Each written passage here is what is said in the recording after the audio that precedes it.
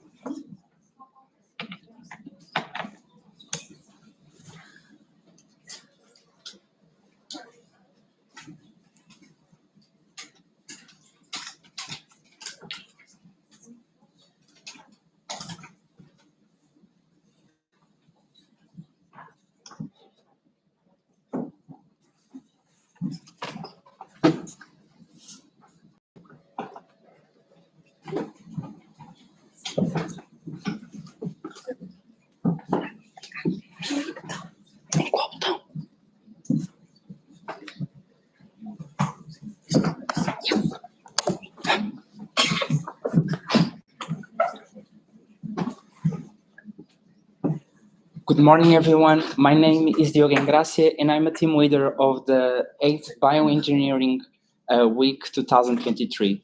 First of all, I would like to thank you for attending our event today, and I hope you find it as interesting as we hoped. With that, I present to you the Down to the Nucleotide, Precision Medicine's First Boron Treatments lecture, which will be moderated by Professor Filipe Mendes.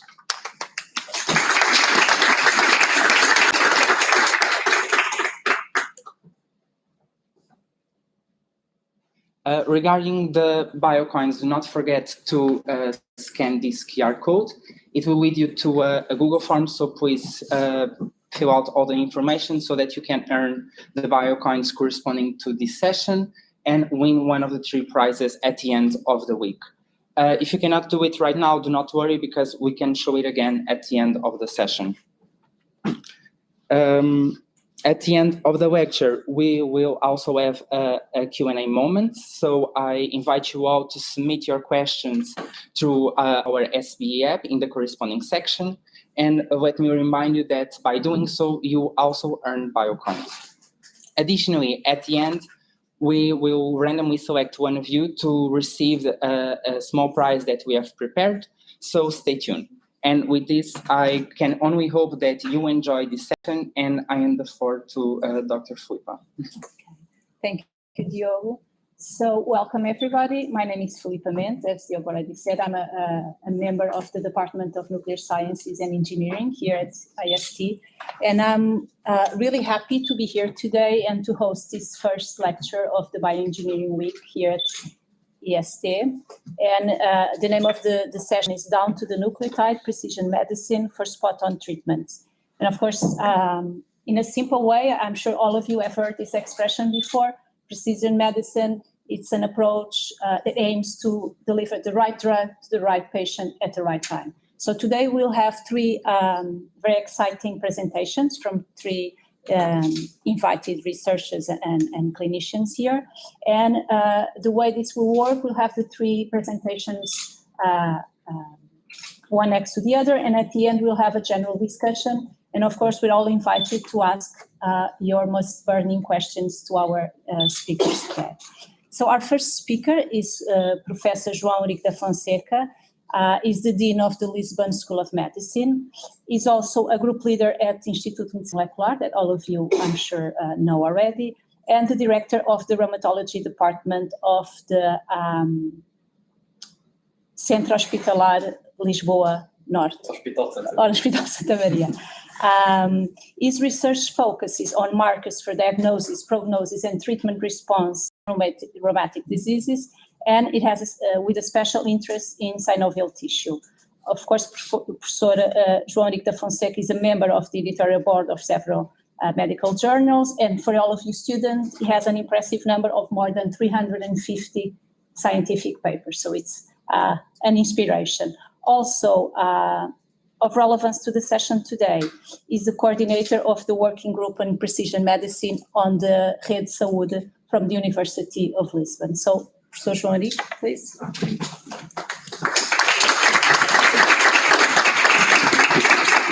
Tem controle ou não? Eu não temos. Ok. Estou com dificuldade em encontrar o cursor. Está aqui.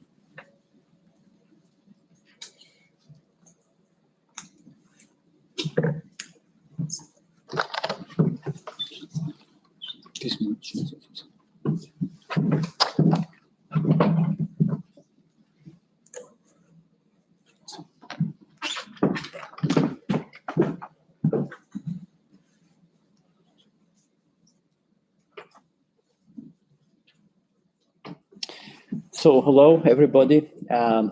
Thank you for the introduction.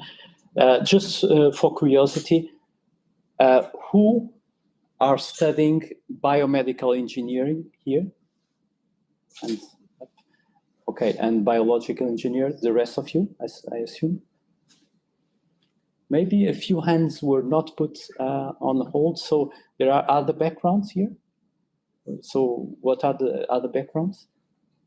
Bioengineering in regenerative and precision medicine. Okay. So I was not completely updated to these details. Okay, so this is just to tell you that I had the opportunity of knowing specifically biomedical engineer, as a first impression, really, because I was with the first group of students in the first day of the first year of the biomedical course, okay? Because I was teaching histology and anatomy. So I received the first group of about 30 students. And it was a very, very positive experience, I have to say. So I kept doing that for a few more years, and then I passed that responsibility and kept contact with the course, having the responsibility of other less important disciplines, but always keeping a touch with this training, not so much the other parts of the Department of Biomedical Engineering. And the feeling I have now that, at least in biomedical engineer, you are almost 100 per year or more, is that in fact, as we heard in the main auditorium, the background that you receive here with a strong backbone of engineer, but at the same time, the capacity of understanding biological aspects, and particularly in the case of biomedical engineer, the capacity to understand basic physiology, basic histology and anatomy, I do believe is crucial to be a kind of a good performer in the field of scientific medicine, okay? Because, you know, for all practical purposes, doctors and students of medicine have to learn too much anatomy, too much histology, too much physiology. In my view, what you have to learn is exactly what a medical doctor should also have to learn, you know, because it's the basics. Then, if you know the basics, you can explore more, okay? So this is just a step towards my presentation. I'm going to tell you a very simple story, okay? This is me between 96 2000, and I was engaged in a study during a few years using this device. You can see a hand here and a knee here, and you see that the device is large, okay? We had a very deep and trustable experience in synovial biopsy in our department by those days, okay? This was not very common in other parts of Europe, but we had that tradition. And we did a lot of synovial biopsies for clinical and research purposes. Of course, ethically proven and informed consent obtained from the patients. But because of that, we were part of a few centers in Europe that were interested in trying to understand what was happening inside the joint and what information could provide us in terms of early diagnosis and prognosis of several diseases, but particularly this disease, rheumatoid arthritis, which affects around 1% of the world population. So it's a relatively common inflammatory disease. It's the most well-known. I believe that you have heard about this disease probably. I always speak about Renoir, Pierre-Auguste Renoir, who is a painter that probably know, an impressionist. And Renoir was a very famous rheumatoid arthritis patient. He started by the age of 40, and he painted up to the last day of his life, but he was completely crippled, okay? Wheelchair bound, with ropes attaching the paintbrush to his hands, and completely dependent on the support of his family and friends. So by those days, we found that there might be some interest in these aggregates of lymphocytes in the synovial tissue because they could inform us on the probability of a severe form of rheumatoid arthritis. You know that in medicine, it's very important to reproduce results. It's very important to have a community doing the same experiments. If not, things will be a little bit lost. And on the other hand, if they're not applicable to the clinical daily life, they will stay behind the scene, behind the screen. And that was happened a little bit with our research. So it was something that was a little bit behind the scene. And the problem is that to do this, although ethically approval was obtained and also informed consent was obtained, but this was not very well tolerated. You can imagine if you insert this inside your joint, this is something that is not pleasurable. Okay, you do it under anesthesia, of course, but something not very likable. And we have the problem of tissue variability, and so the research faded away a little bit in the community. And of course, that other techniques can, genetic aspects, serology, cytometry, and to draw blood is much more simpler than getting a little bit of synovial tissue. So much of the research went on that sense. So I would like to tell you a little bit about the difficulties of defining prognosis and response to treatment in a model of disease, which is rheumatoid arthritis, that is a very good representative of what we call the immune-mediated chronic inflammatory disease. And here you have the gut inflammatory chronic diseases, autoimmune diseases as a whole. So a lot of different diseases can be represented by the rheumatoid arthritis as an example. So I would discuss with you 3 steps: the problem, new tools and facts that appear over the years, and some perspectives that we now have regarding, again, synovial tissue. And just to put things in perspective, so rheumatoid arthritis is a relatively frequent disease. Mean age of onset is 40 years, which for you is probably old age, but for me is very young. Okay, so it affects people that are very active. It affects primarily the synovial tissue, which is this membrane that is inside the joint, and it is causing a disturbance in the immune function of the whole body, with a special expression in the synovial tissue. And this will lead to cartilage and bone destruction. And even now, after 10 years of disease, about 50% of the patients have some degree of impairment that directly or indirectly will affect the professional activities. Sometimes it's indirectly. You know, when we got a chronic condition, a chronic disease, sometimes things in terms of our professional and family life go in the wrong way. It's not exactly because you are impaired, you are crippled. It's not that generally that is causing the problem, but you are less performant. Yeah, you start to work in a different way. And even now, about 10 years of life expectancy are lost in the severe forms of the disease that are not well controlled. And why is that?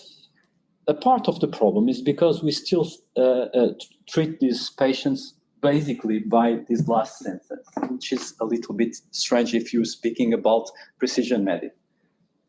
We're treating these RA patients by trial and error. It's exactly how we treat them. Okay? I'll explain a little bit about this. So only 30% of the patients reach remission, which means that most of these patients are suffering and progressing, because inflammation causes pain, but the accumulation of inflammation over the time, regardless of the organ that is affected, causes damage. Okay, so it means that most of the patients are suffering a chronic process of damage. And we have a lot of different drugs. Fortunately, on the contrary to 2000, when I started to work on this, so a little bit early, in 1996 particularly, where we had 3 or 4 drugs. Now we have those 3 or 4 drugs, plus at least 8 different biotech drugs, plus several ones that are not biotech, but are in fact very specific molecules that inhibit intracellular pathways inside the cell. So what we explain to the patients, it's a biologic in pills. Okay, it's the best way to explain this. We have problems with the drugs, long-term toxicity of corticoids, which are still on news, liver, lung, and bone marrow toxicity in most of the immunosuppressors is an issue. And then with the biologics and the inhibitors of the intracellular pathways, we have infections and immunogenicity, not of the small molecules, but on the biotech drugs. Because of that, even though some patients get much better after starting the drug, generally speaking, something will happen. Either there is a toxicity issue or immunogenicity, or because of several reasons, the mechanism of the disease escapes the control of that drug. Okay, this happens over time. So it's a little bit like we have several ways of getting the phenotype of rheumatoid arthritis, and sometimes things are going in a pathway, and during another period of the disease, the pathway that dominates the disease is another one. And so things were going very well because we were inhibiting that pathway, and then because of things that we can't understand still, the disease starts to be more dependent on that other pathway, and the patient loses response to the treatment. So that's the reality of our daily lives. And what happened that gave rise to a new perspective on looking at the comprehension of this disease, and also the possibility of getting a little bit more information on different phenotypes. We over the years, a lot of research was done based on blood. So please note that most of the publications that were made over the years on rheumatoid arthritis and the understanding of rheumatoid arthritis phenotypes and prognosis over the years have been based on peripheral blood, because it's much easier. Okay, genetic, serologic, cytometry, everything that you name has been tested in the peripheral blood. The problem is that although all these efforts were made, we didn't come to a kind of final end where a very good biomarker was identified. We didn't succeed on it. And so the interest on synovial tissue came back when this is the Parker-Thyssen biopsy that I've shown to you. This is mini arthroscopy, which is looking better. But now we use very fine needles controlled by ultrasonography. So it's a very fine needle that is much more acceptable by the patient. You see here the acceptability of this device. So in green, you see the very, I would say, positive feedback for the use of this procedure.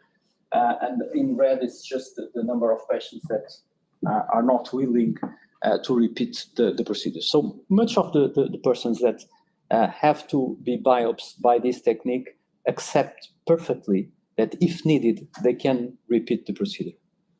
Okay? I never did that when I was using this, but I assume it was different. Okay?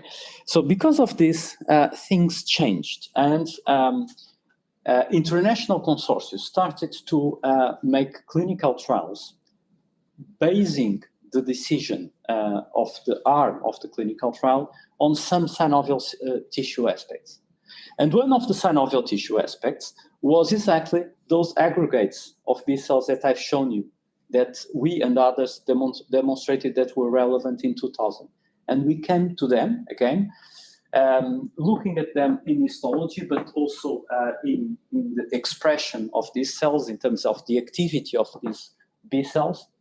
And patients were randomized not by chance, but based on the proportion of B cells. Based on the proportion of B cells in terms of number of B cells, but also activity of B cells. And the randomization was done between two drugs that are different. This is an antibody that is against CD20, so a molecule expressed in the B lymphocyte, and so it depletes the B lymphocytes. And this is an antibody against the receptor of anti-IL-6, meaning that it inhibits the IL-6 signaling. So it's very different, the pathway that is here being explored. And of course, the hypothesis would be that patients that had B cell low would be probably best treated with a different mechanism of action. That was the hypothesis. So the patients were randomized, and the group of patients that had low B cells was equal in this arm to this arm. Okay? And what happened was that, in fact, the B cell signature was associated with the type of response, meaning that if we biopsy before starting the treatment and we see that the patient has a low B cell activity, so is a better candidate to be treated with an anti-IL-6 instead of going to this rituximab. So this was the first time that a kind of a rationale could be put forward in terms of the decision to treat. And this was a very important new concept. And we started to think that initially we could stratify also patients and avoid the doubts and the trial and error behavior that we have towards our patients. So this created a new concept and a new hypothesis in terms of clinical activity. I have to say that we haven't changed clinical activity so far, but at least in some centers we're starting to use partially this new concept, okay, to try to stratify patients using synovial biopsy.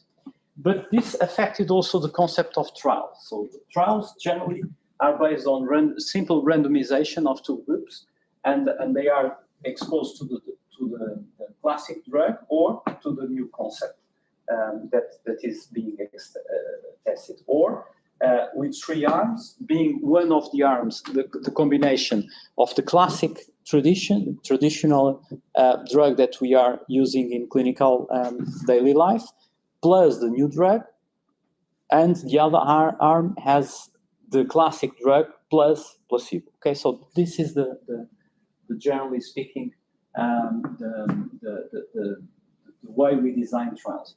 This is the type of design that we've used in that trial that I've shown to you, where we have patients that have the biomarker or don't have the biomarker in one arm, and in the other arm the same, but the exposure to treatment is different. And this creates the possibility of looking at the problem of testing drugs in a different way. So we can now start to biopsy patients and look at the kind of a first wave of the clinical trial, look at the performance of the drug in a group of patients. We can drop an arm if the arm doesn't make sense, and purify, let us say, purify a little bit each one of the arms, getting rid of the patients that have markers that don't work with that drug, and avoid, in fact, during clinical trials, exposing during many months patients that are not receiving a drug that makes sense to that patient. So we can select more the patients that interact with the new drug, letting the patients that are not responding and haven't biomarkers that suggest a good response to be outside of the trial much sooner than in the classic way. So to finish up, we have in this presentation the hallmark of rheumatoid arthritis, which is still a chronic unremitting disease with no treatment predictors, and we use trial and error treatment strategy. It means that we test a drug. If it works, the patient is treated with that one. If it doesn't work, we go to another drug, okay? And after failing to obtain biomarkers that were based on peripheral blood, synovial tissue is starting to emerge as a possible game changer in this story. And trials based on molecular pathology, determinants of response, are now starting to be a reality. And this is funny because 24 years ago, it didn't make sense to follow this pathway because patients were not being exposed to something that could be useful from a clinical perspective. And how can we proceed in this field, which is representative of other fields, okay? If you think on other immunological diseases, such as the gut inflammatory diseases, also the inflammatory diseases that affect the neural system, other models that you can think, the way to go is to have networks of clinical academic centers. So the way most medicine started to be developed in single centers where people work together, but just with a very limited collaboration with other centers, have finished. So the way to go through, particularly to develop this kind of biomarker models, is through collaboration of many centers. And also to promote health literacy to motivate patients and governments to support investigator-driven trials. This is a very sensitive aspect, because most of the patients, in fact, can be attracted to clinical trials if they understand what we're speaking about. Sometimes they simply are feeling like mouth representations, human mouth representations in a clinical trial. You see, they feel like they're being experimental parts of medicine, and not exactly a part that is interested in the process of development of new medicines. And this is much linked with health literacy, and health literacy is also linked with the understanding from the governments that this type of research, which is not driven by pharmaceutical companies, is very important. It's the way to develop things that are not just related to the development of new drugs, but to the best use of new drugs. And sometimes what we have is the need for resilience, and also to have the expectancies that new ideas may have to wait for new technology, because we had there the information that B cells were relevant, but new technology had to appear in order to provide biopsies that would be more acceptable, and then we could use this to further develop the understanding of the work of new molecules and new treatments to patients. And that's my story. That's the group of people that introduced the different techniques. Fernando Saraiva, Joaquim Pereira, Rita Barros, and Vasco Romão, and Bruno, Rita, Catarina, and Rui Teixeira, those that worked in the lab. Thank you.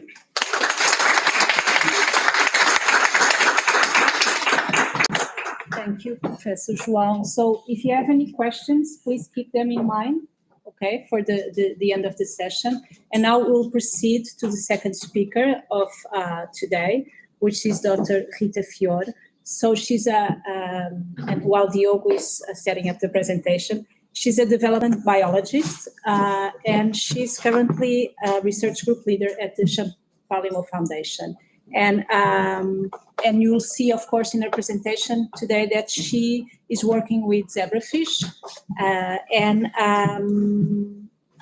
as models to test inter- and intratumoral heterogeneity and different responses to therapy. And of course, she also participates in advanced teaching and receives a lot of IST students. So thank you for that as well. Dr. Rita, please. Okay, thank you. Thank you for the invitation to be here today. So I speak a bit slow, so if you start losing me, just tell me, okay?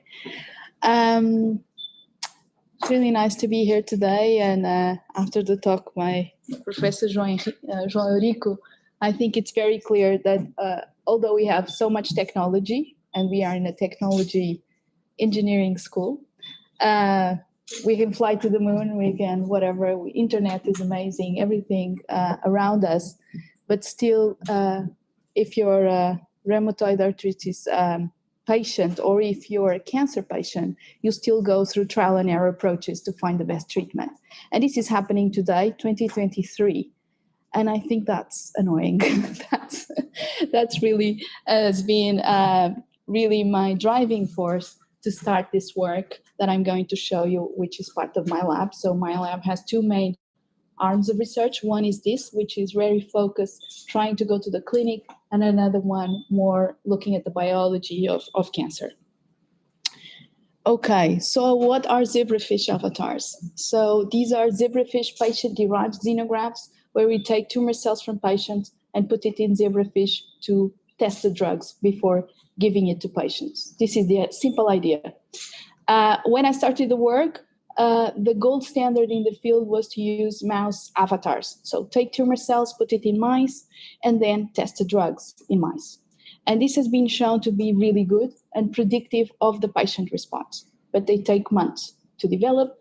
You are using adult animals, and the costs are immense, but they take months. And patients don't have months to wait. Of course, there are organoids, and probably you all like a lot organoids and spheroids and everything that is in vitro, but I'm a developmental biology by training. So I still believe in vivo models, and we can discuss that in the end. So the idea is to take tumor cells from patients, we label them fluorescently, and then microinject in little zebrafish embryos. You cannot see much in this presentation.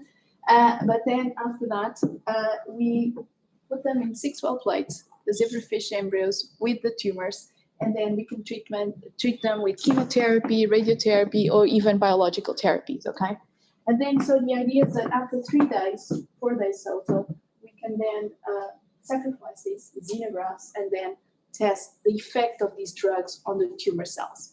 So what we want to know if these drugs are really able to kill tumor cells or not, because there are some drugs that do not kill them, okay? And so we look at cell death, apoptosis, activated caspase-3, and we do confocal imaging to go to single cell resolution. So now we use technology that we have available in biology to look inside the tumors, and with single cell resolution, try to find out which is the drug that actually kills more tumor cells.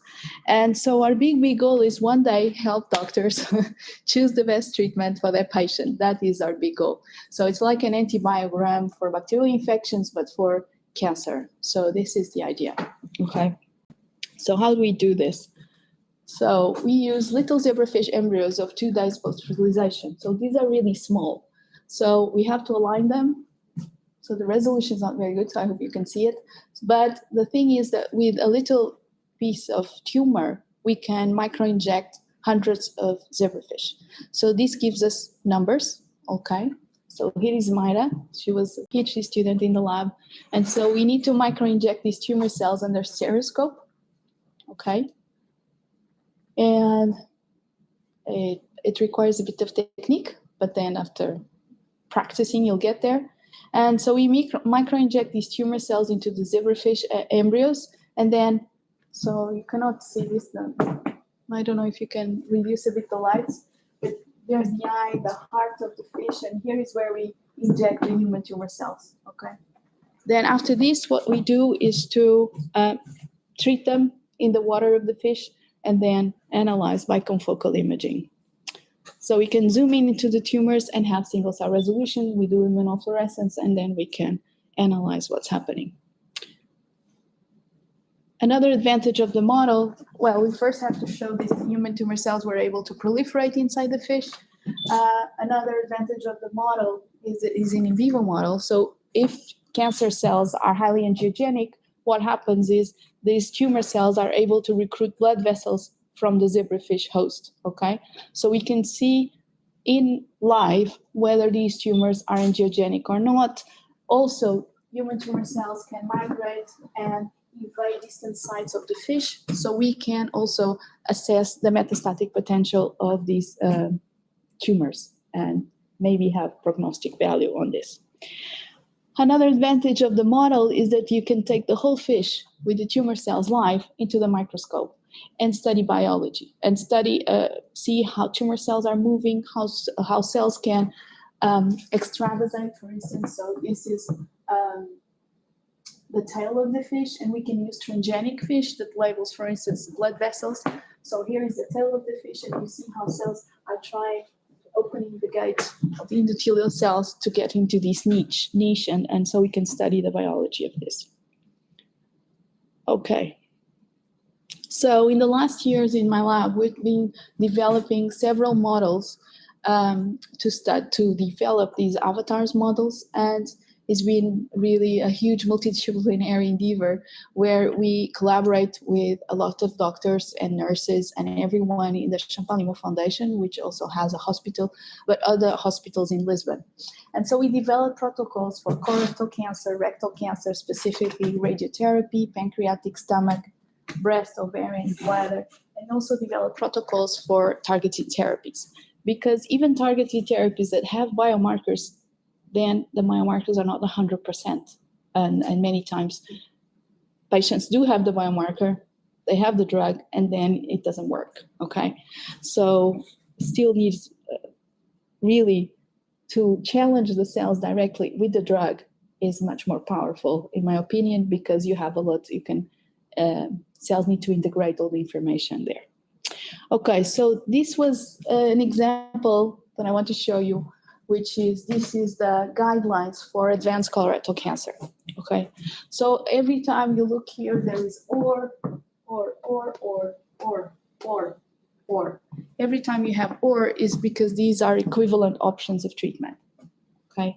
And so, but in colorectal cancer, there are two major arms of treatment, which is FOLFOX and FOLFIRI. So if patients start with combinations of FOLFOX, it doesn't work, they go to FOLFIRI, the second line. If they start with FOLFIRI, then they go to FOLFOX, okay? And then they go to the third line. So again, trial and error approaches. This is what's happening today in many, many types of cancer, okay? So we published this, so I'm just going to show you how we work, okay? So this is an example. So we start always with cell lines that are established in the lab, to establish the model, the drugs, the concentration, and have positive and negative controls, and then we go to patient samples, okay? So this is an example. This is a cell line HET116 control. So we have a group of avatars or xenografts that are not treated, control, untreated controls. And then here's FOLFOX and here is FOLFIRI, okay, example. And what we do is an immunofluorescence for activated caspase-3, which is the last caspase in the apoptosis pathway, okay? So we look at this and quantify the amount of cell death that is induced by the drugs. And so here, each dot here is a xenograph. So you can see that we can have a power of statistics and numbers as long as we have tumor cells. So of course, when we go to patients, these numbers will reduce because we are totally dependent on the sample that we get, okay? So, but this is just an idea what we do. So we quantify caspase-3, we see how much caspase-3 is induced upon drug treatment. Okay, so we published this work 2017. We showed also that results in the avatars were in zebrafish avatars were similar to mouse avatars. And then we went to patients and we showed that it was possible to use tumor samples from patients. And we also show that in 4 out of 5 patients, we were able to predict the response in the patient. Okay, this is published. So now I'm going to show you the next steps and the stories that we are wrapping up for publication. So now we have 55 patients of colorectal cancer that we did like what I call a co-clinical study, okay?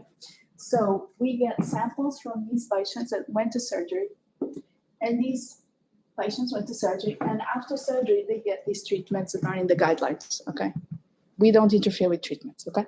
But we get the sample, and what we do, we generate the avatars, and then we do control, no treatment, and exactly the same chemo that the patient got. And the idea is, can the avatar predict what is going to happen in the patient or not? So if the avatar responded, also the patient responded and it did not progress, the disease did not progress, or the avatar did not respond and the patient also progressed, so did not respond to treatment. So so this is just an example. So this is a patient that was stable after the treatment, so it should have responded, and in fact their avatar responded upon treatment. We see a significant fold induction of apoptosis. This is an example of a patient that progressed after treatment and had no response to treatment. Okay, so this is just an example. And when we put them all together, 55 patients, it's very clear that avatars from patients that did not progress, that were stable, have a much higher fold induction of apoptosis than patients that progressed, okay? So then what we did was to do a ROC curve to try to find the right threshold to tell us whether a test is positive or negative or sensitive or resistant, to find the threshold that we can define what is a good response or a bad response. And so we got 1.34 of fold induction. And so now if we do a confusion table to find out what is the positive predictive value and negative predictive value of the test, you can see that we have a positive predictive value of 92% and the negative predictive value of 71%. Okay, so what we do is, so you have the fish that got a sensitive test because it was higher than the threshold. And so when they're sensitive, most of the patients are indeed stable, okay? And when the test gives you resistance, most of the patients do progress and were resistant to treatment. So we feel these are really promising results.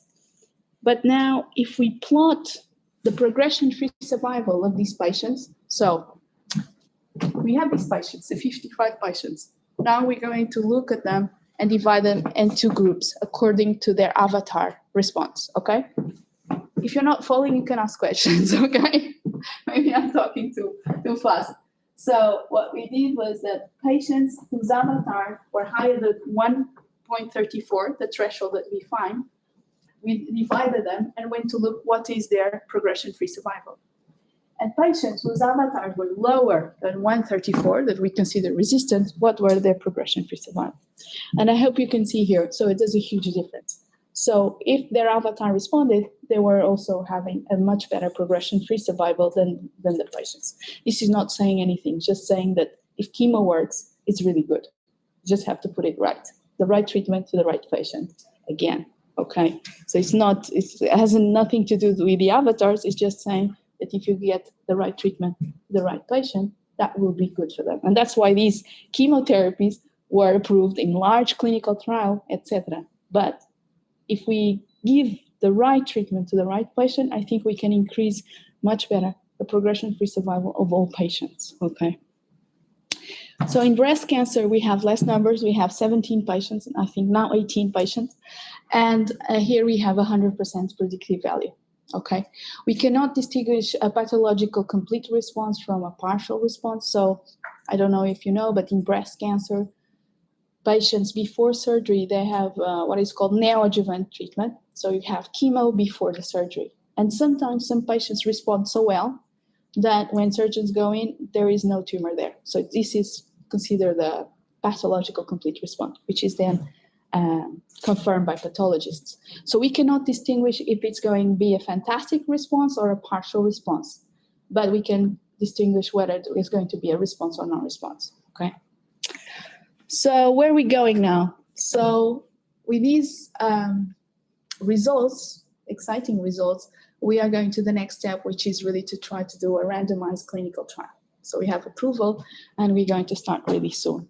So we're going to focus on metastatic breast cancer and advanced ovarian cancer, which have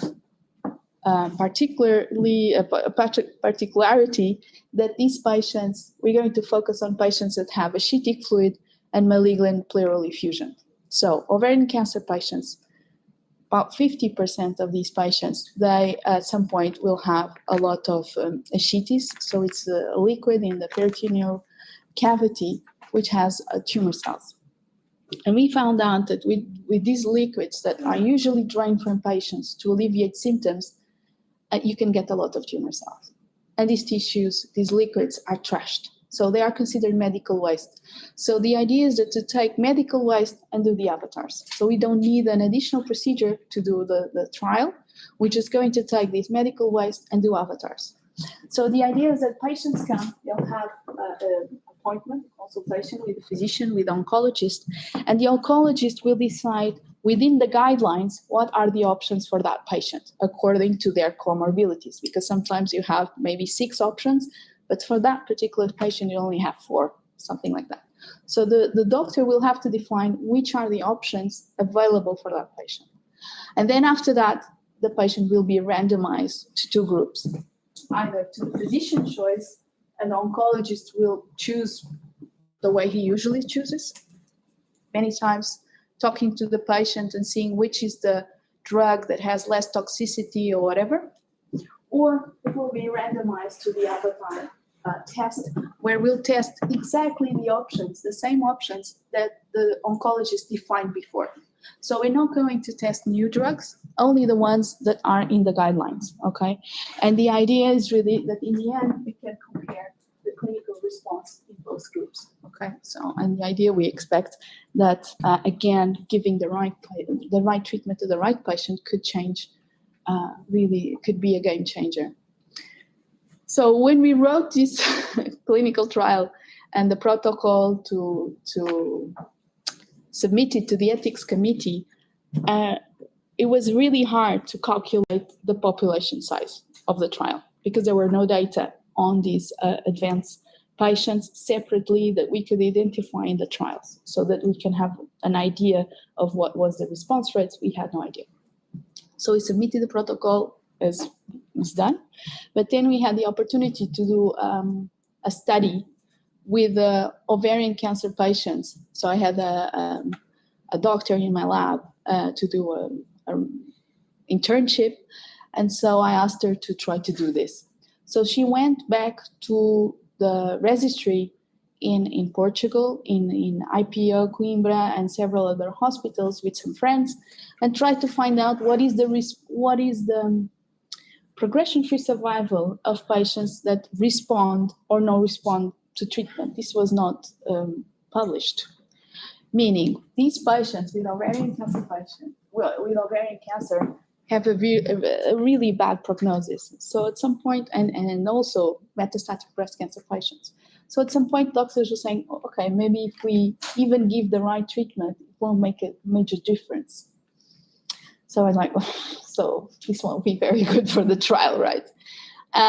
But Mariana did the study, and what she found out, at least in ovarian cancer patients, is that if you give the right drug, meaning if you give a drug and it responds to the treatment, these patients will have 3 times more overall survival than the patients that do not respond. So it's still worth giving the right treatment to the right patient. And this is really exciting. So this is our big next step in the lab. So the other arm of my lab is studying another thing, which is more looking at the biology and looking at the interactions between tumor cells and the innate immune system of the zebrafish host. Because we found out that there's an amazing interaction, and the tumor cells, depending on the tumor cell, we can see the generation of different tumor microenvironments in the zebrafish embryo. So we think we can study what are the molecules that these tumors are expressing and generating different tumor microenvironments. So we believe that maybe we can assess, for instance, if a tumor is generating an innate immune system, so the myeloid system, more reactive or more suppressive. And we believe this might help in the future for immunotherapy, to select patients for immunotherapy, for instance. So I already talked about this. So I'd like to thank my team, really fantastic team. I've been really lucky these years.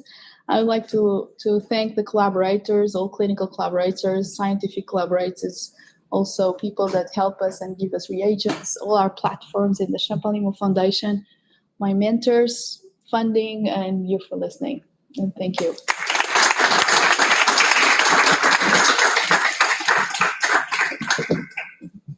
Thank you. So before we go to the next speaker, I have something to remind you all. So the questions, you have to place them via the app, the SBE app. Okay. So even if you're shy, you can do it through the app. So please don't be shy. And then we'll collect all the questions from the app and place them to the speakers. So our next speaker. So we had the clinical perspective and translational research perspective. And now for our last speaker, which is Dr. Marta Ferreira, we'll have more of a bioinformatician's perspective. So Marta, she has a master's in pharmaceutical engineering here from IST. So she's a IST alumna. She did a dissertation on the application of different methods for analysis of whole genome sequencing at Instituto Nacional de Saúde, Dr. Ricardo Jorge.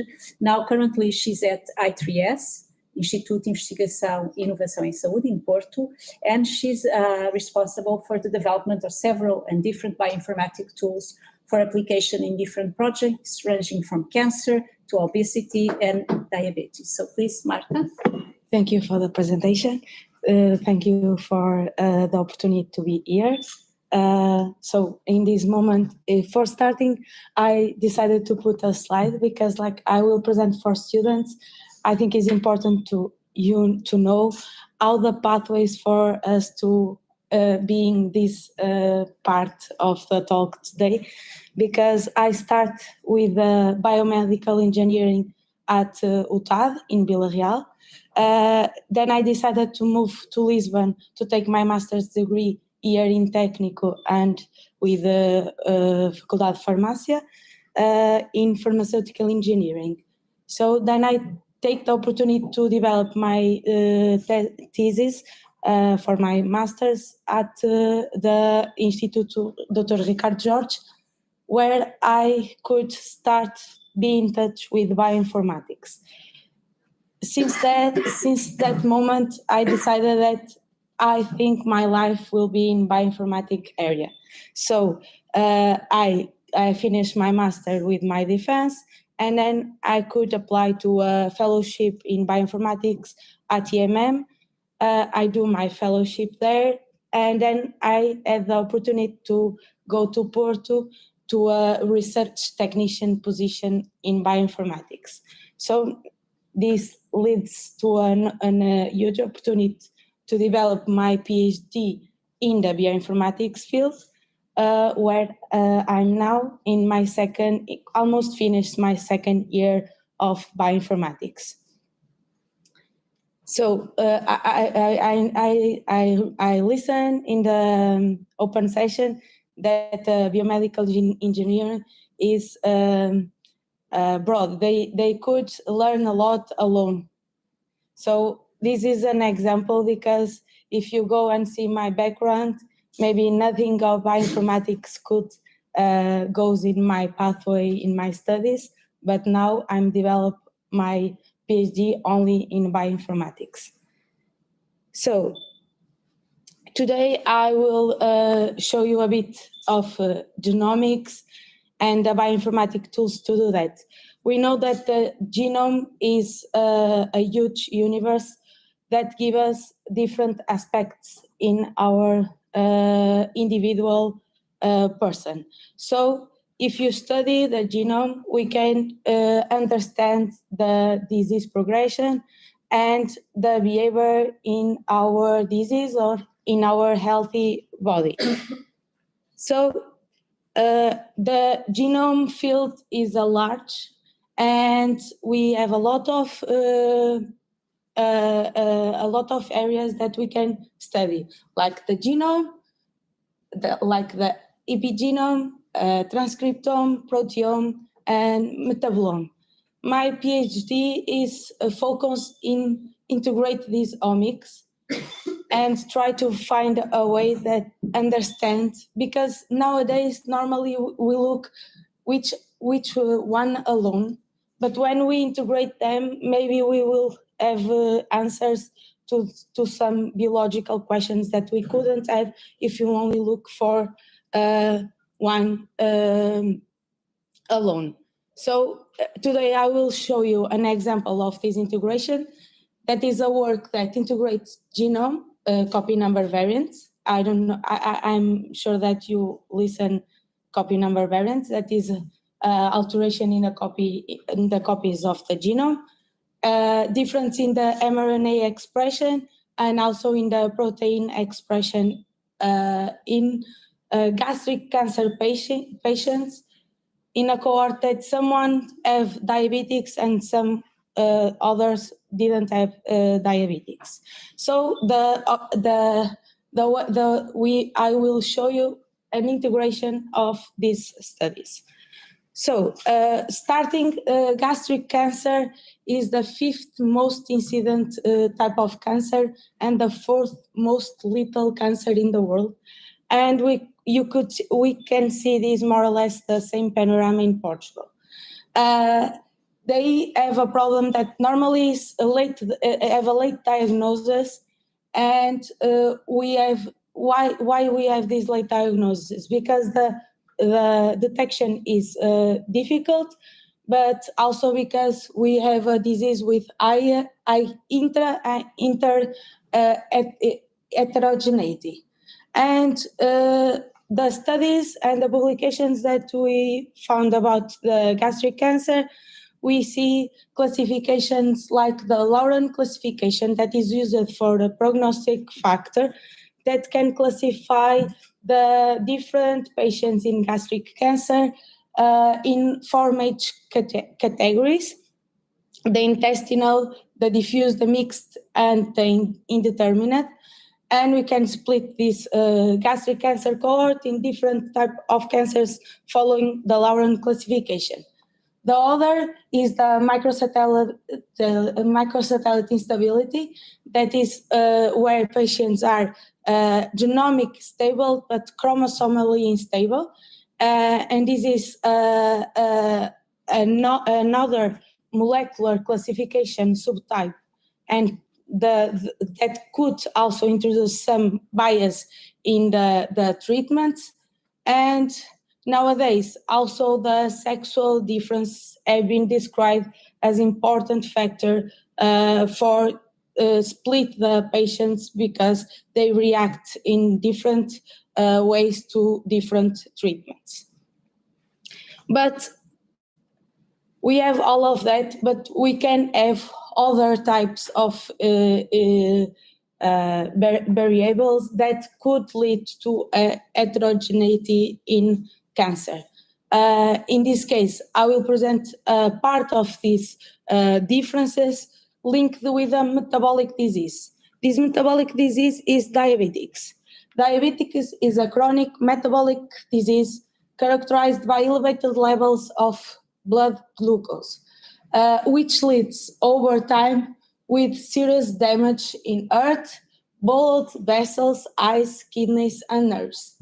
According to the Diabetics Federation, in 2021, we have 3,700 million individuals between 20 and 79 worldwide, and 61 million of which in Europe that develop diabetes, and 1.1 million in Europe die because of this disease.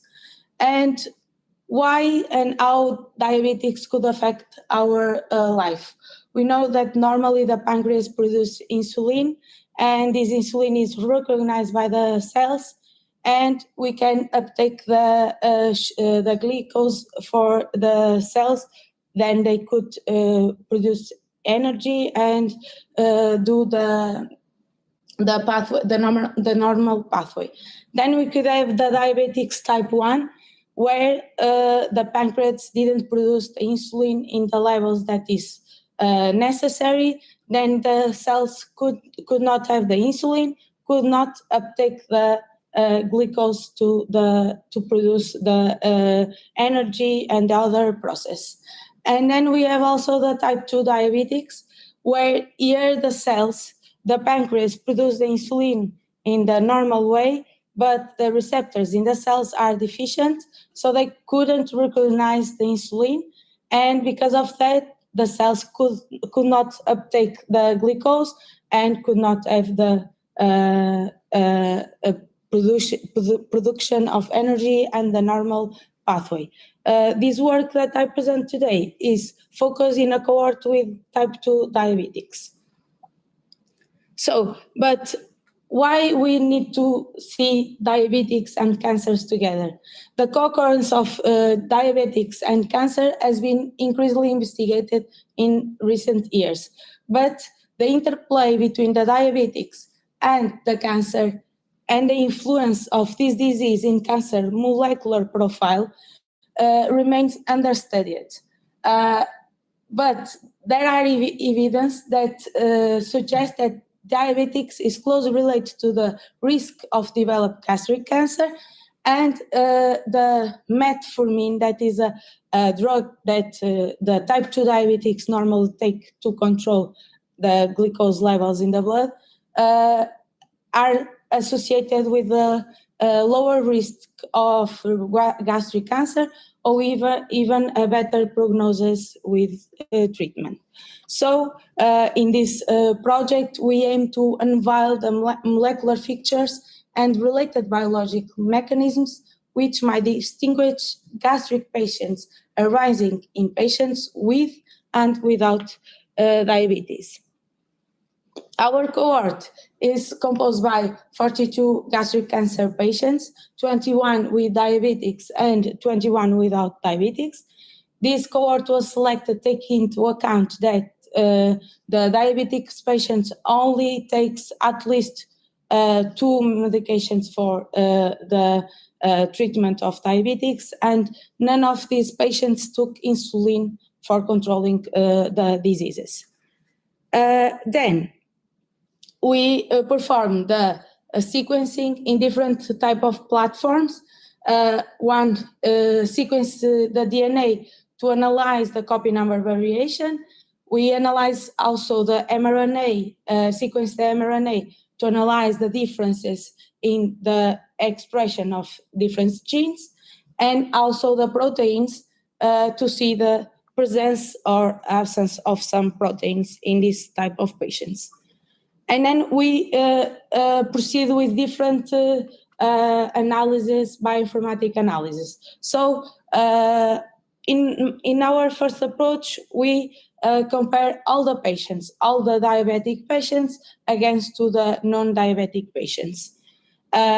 These we have some results, but we have some other questions. So we decided to use that aspects that could lead to some heterogeneity in the tumor, and divided these patients in some subgroups, like the gender. So we analyze, for instance, the males, the diabetic males against the non-diabetic males, and proceed with the same for the females, and do the same for the Lauren classification, and also for the MSI status. After that, we join this together and we see the results. But to go further, we investigate what could happen if we see all these alterations together in an approach that we call multi-omic approach. So, for starting with the classic approach, we could see, if we look for the analysis here summarized in the different molecules that are altered in the different omics, we could see that we can have 2 different profilers. So at green, we have the diabetic patients, and purple, we have the non-diabetic, and we can see that more or less these groups, so these molecules that we discovered with our analysis, could split our patients in 2 different groups, and more interest in the mRNA part, we could see that the diabetic patients seems to be more closer than the others, and this could lead to interpret that diabetic patients have some mechanism that make them feel more similar between each other. So this was a good result, but what we do normally when we have this type of molecules, because we have 81 different cell expressed genes, for instance, if we want to look how the mechanisms of these genes works, we cannot see one by one gene. So we normally do an enrichment analysis where we look for the pathways or biological terms that could be involved with these genes. And when we do this analysis, we couldn't find any important pathway or biological terms enriched. So we decided to proceed with that analysis with subgroups, because we thought that we will have more hints in this type of disease, because maybe the environment of the cancer are hiding the really difference between these 2 groups. So we did that for female and males, and we could see in the general panorama that we could continue split these 2 groups in 2 different groups. We do that also for the intestinal and for the mixed type. and also for the MSI and non-MSI status. But the thing that we could see here is that for all these subgroup analyses, we see an increasing of the number of differential expressed genes or proteins or copy number alterations. And this lead us to conclude that this is really a method that introduces heterogeneity in cancer, and maybe these are, I think, that really the difference between the diabetics and non-diabetics in the cancer environment. And then when we took this and put this together, like the classical approach with this subgroup approach, we could answer some. We could have some pathways and biological terms. Here, I think is a bit difficult to understand. But we have imagined pathways linked more or less linked to the molecular function of the cell, the potassium channels, and the calcium channels also. Like the calcium channels are upregulated more in proteins, and the potassium channels are downregulated and altered in the part of the copy number variations. But when we took this analysis, our further step is to look if between these three omics we have some genes or some proteins that could have the same behavior in the different omics. Like if I have a downregulation in a gene, copy number alteration in a gene, like a deletion, if I have a downregulation in the protein or in a gene expression. We couldn't get any important results on that. And we thought that maybe this is not a thing that were a direct way, but a merged way to work. So what we do, we merge all these results and analyze the same pathways for all the molecules together, like join the genes that are with the copy number alteration with the differential expressed genes and the differential expressed proteins. And we get that last column where you can see that we could catch some of the pathways and some of the biological terms continuing to appear in the all together analysis. This leads to know that this analysis function like the probability of that pathway are enriched or not.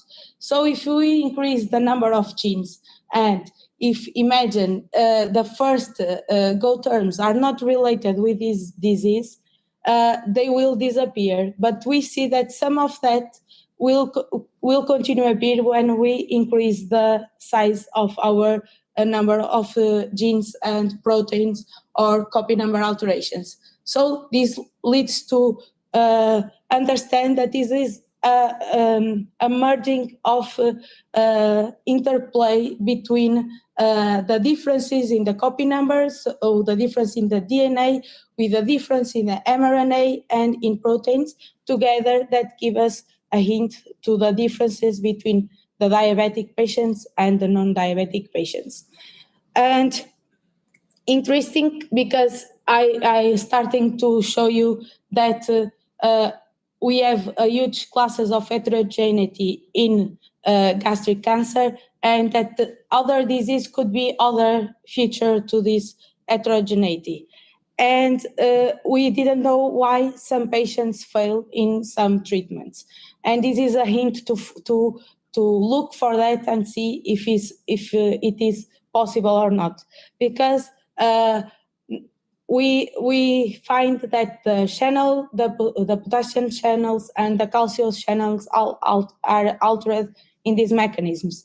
And when we go to search why these channels could be altered, what we found in pancreatic cells that are here represent, they work like if we have high glucose levels in the blood, they are they function as an activator for the processing of production of insulin in the beta cells in pancreas. So the high glucose activate the energy cycle that normally close the potassium channels that are here, and this close activates the calcium channels that uptake the calcium from the extracellular part of the cell, and this leads to a production of insulin. And this is exactly the same thing that we see in our tumor samples of our diabetic patients in cancer. So in some way, our tumor environment could lead to a DNA alteration, like alter the copy numbers of genes that could downregulate the potassium channels, that leads to these channels be closed. And then we have at the protein level an upregulation of the calcium channels, and we have here the open of these channels, and maybe this could help our cells to recognize the glucose and uptake the glucose without recognize the insulin, or even to give to the tumor environment a possibility to progress, to move, and to be resistant to some treatment. So we see by the literature that the channels of some proteins is important to drug delivery and drug treatments. So maybe we could look for this group of patients and understand why they fail in some clinical trials, or why they didn't respond so well to some of the treatments that are proposed.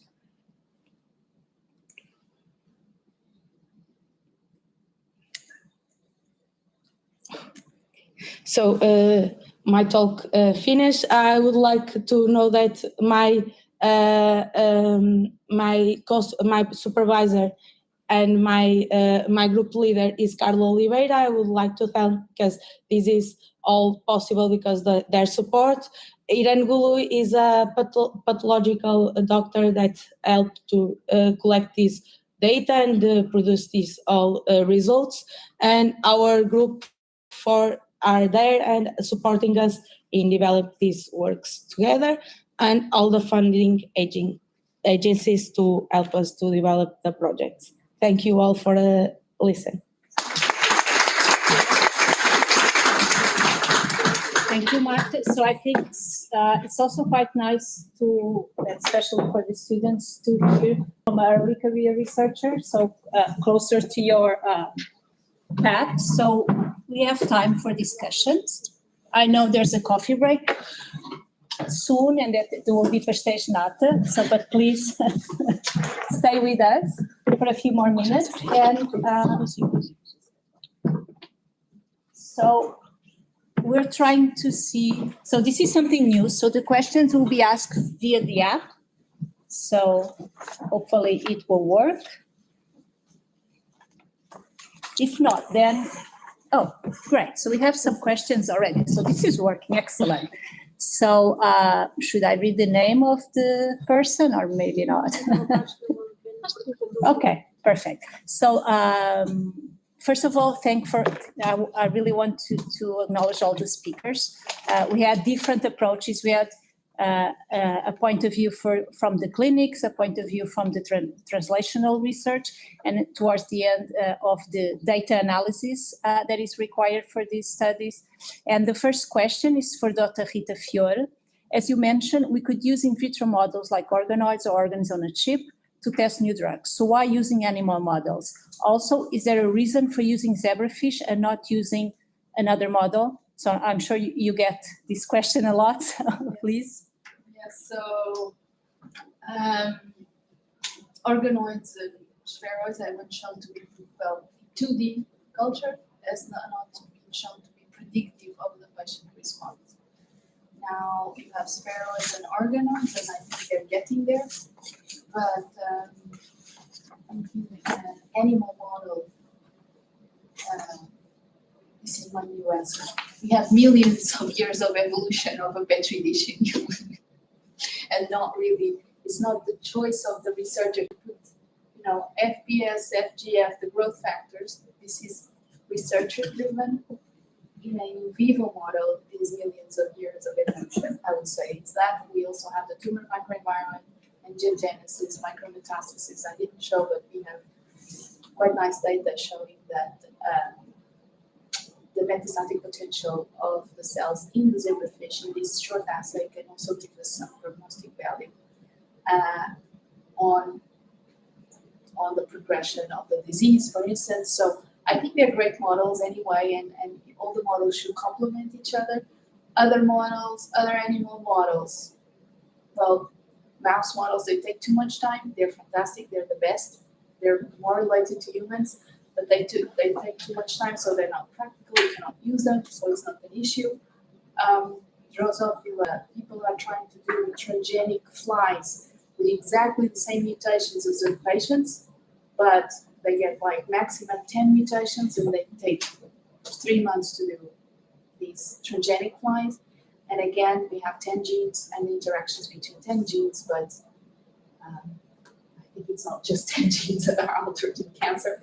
And so you don't have really the cross-regulation between all the different molecular abnormalities that are in cancer. And you don't have also the interactions between tumor cells themselves, the different subclones, and then with the tumor microenvironment. So I think there's a lot of points there to go in vivo, but I think organoids are still, spheroids can be very good also, of course. Okay, thank you. So our next question from the app is to Marta Ferreira. So do you think the drugs which type 2 diabetes people take can influence the development of cancer, or do you think it's just a disease predisposition in itself? What I talk about that was more explored is about the metformin that was taken for the type 2 because they aren't insulin dependent, are only not recognized insulin by the cells. And what are the studies demonstrated is that metformin could help in the response to the treatment and maybe a protector factor, but is not well proved yet, only suspicion. Our objective in this project may be to compare this, but like the patients with diabetic type 2 are all them taking a metformin. We couldn't compare these two treatment options, but I think is maybe linked more with the protective or not protective factor. And if what we see is correct, and maybe we can test in vitro or in vivo that pathway and that reaction, maybe we could see the reaction of patients that have the metformin or not have the metformin involved. Okay, thank you.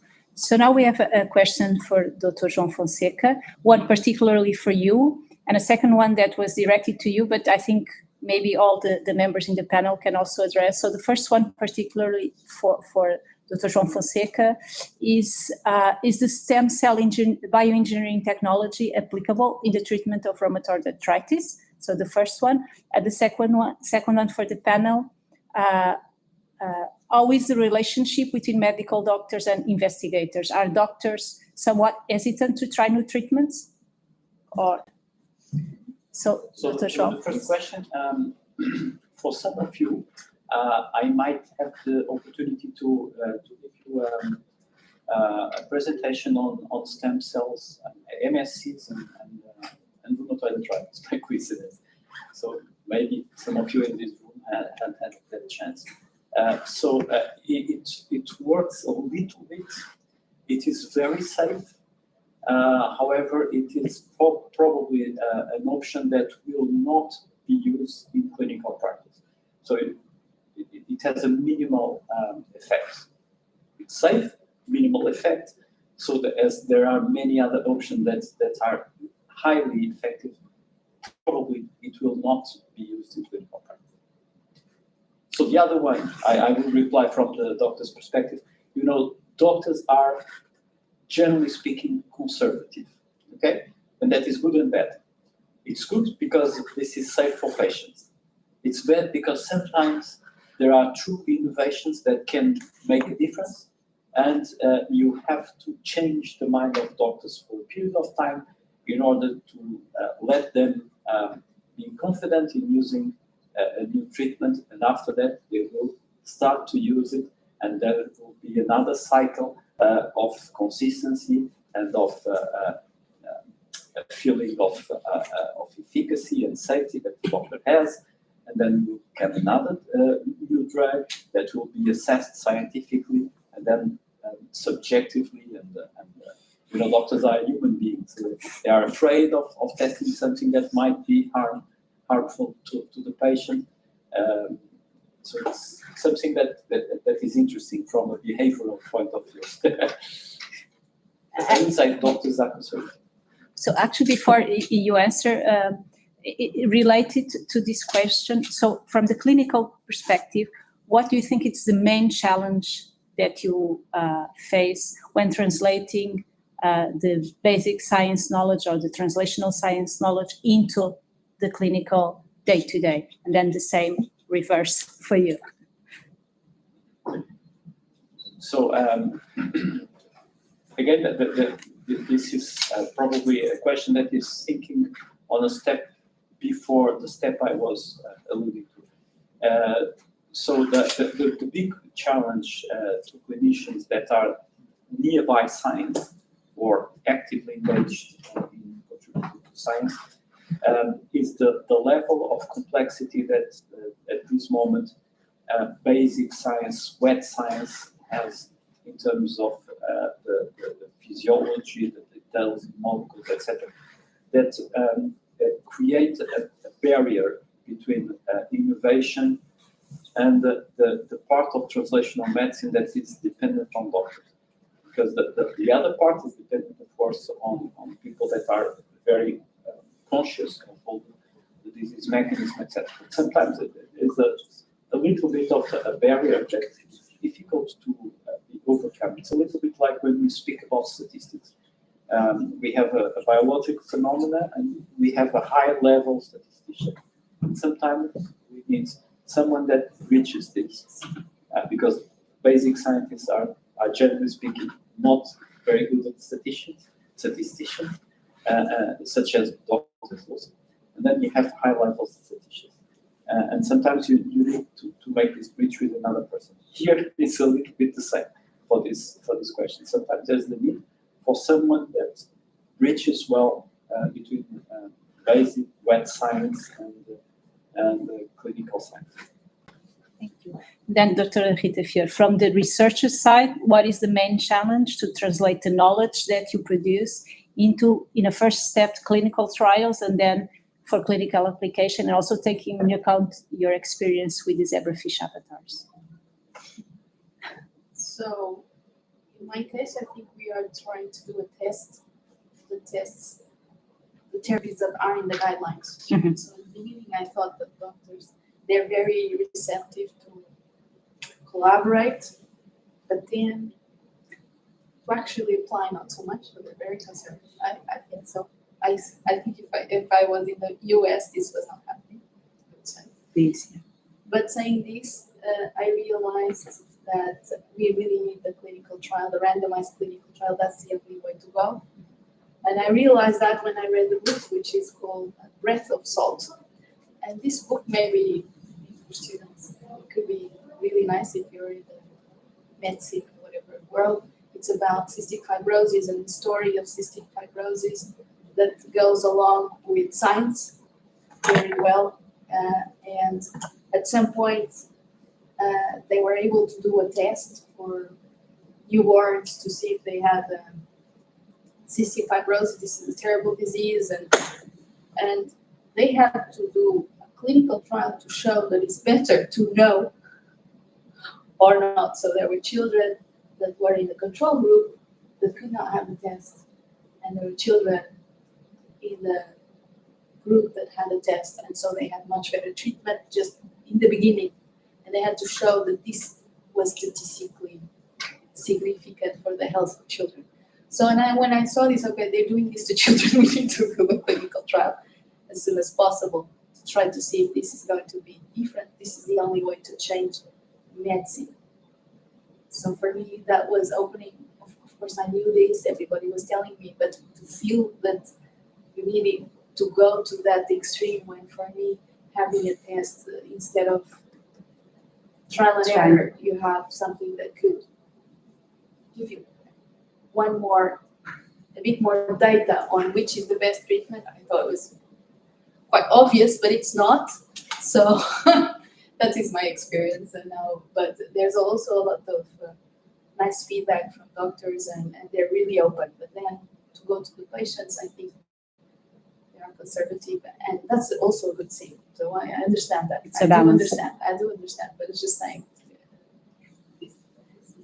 But Martha, just let me just add a comment, and it's really I'm glad you mentioned cystic fibrosis, because it's also a very impactful disease in which, in fact, personalized medicine is already a reality. So in Europe and in the US, doctors use organoids to select the patients or to select the treatment that would be most beneficial for patients. So thank you for bringing that up as well, because it's an excellent example of what we're talking today. And Martha, from almost a data scientist point of view, what do you think is the main challenge that you face when trying to translate your findings to the clinicians, or even a step back in order to be able to be adapted and to be implemented in clinical trials? At my field, we have a lot of problems because even the researchers are a bit skeptic related to the bioinformatic data. So if I show my results to a research more skeptic, they tend don't to accept that, while I didn't do a validation at the lab. And medicals also do the same. So normally my work is a better perspective, but always we need to do a validation step after, and then maybe if the results are good and statistical significant, the doctors will have affection to our results. But I think in general there are a problem in Portugal that is the distance between the researchers, the doctors. So I think we need more doctors inside the researcher area, inside the projects, to see the development of the things and to trust more in what we are doing and participating more. Okay, thank you. So I think from the three different answers, we can really conclude that we need to talk to each other more, and we need a synergistic effort to bring all of this knowledge and perspectives gained from the researchers' side to the clinics. And I think the students of biomedical and biologic engineering are in a perfect position to do that synergy between the different areas. I see no more questions in the chat. Does anyone in the audience have a quick question they want to put to our speakers? No, so I think we are maybe not so late, so quite on time. Yes. So please join me in thanking all the speakers again. Thank you.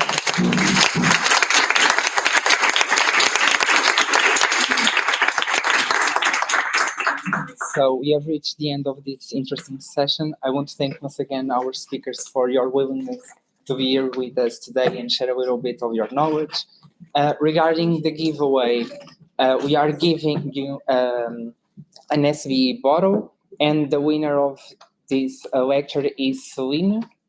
I don't know if Celine is here. I don't think so. She needs to be So here. the second winner will be Pedro Henriques. Pedro Henriques, okay. We are going, you have here your bottle. And I want to invite you all to our coffee break that we are having at the Congress Center. So thank you.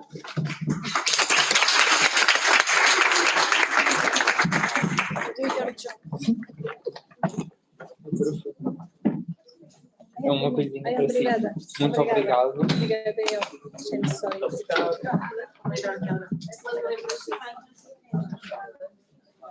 Obrigado.